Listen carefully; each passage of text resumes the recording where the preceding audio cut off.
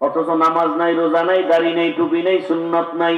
টুকু যাও সুন্নতে আহমদ কুজা বা মুহাম্মদ কাইবুয়াত নিসবত তোরা।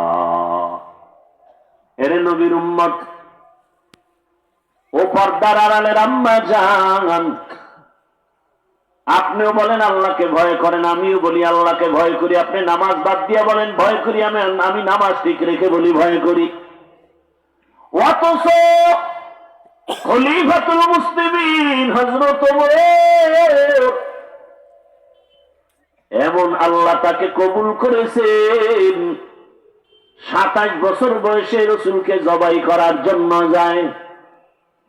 রহমতের নবীকে এক নজর দেখা মাত্র তরবারি ফালায় কালেমাওয়ালা হয়ে গেল। কয় বছরের?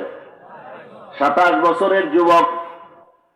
নবীকে বলেন, ইয়া রাসূলুল্লাহ, গোপনে কোনো এখন আর কাজ নাই, সব আমাদের ওপেন হয়ে যাবে। কেউ যদি বাধা দেয়, ওমরের তরবারি রেডি। এখন ওমর এমন পাওয়া, ওমর যে রাস্তায় চলে শয়তানও রাস্তায় হাঁটে না। যুবক একটা মদের বোতল নিয়ে হাঁটতেছে, ওমরের দিকে কাঁপতেছে, ডাকতেছে, ও আসমানের মালিক। ওমরের কথার আগে তরবারি। মদের বোতল দেখলেই তো জায়গা কল্লাটা ফালাই দিবে, জিগাইব না কি হইছে।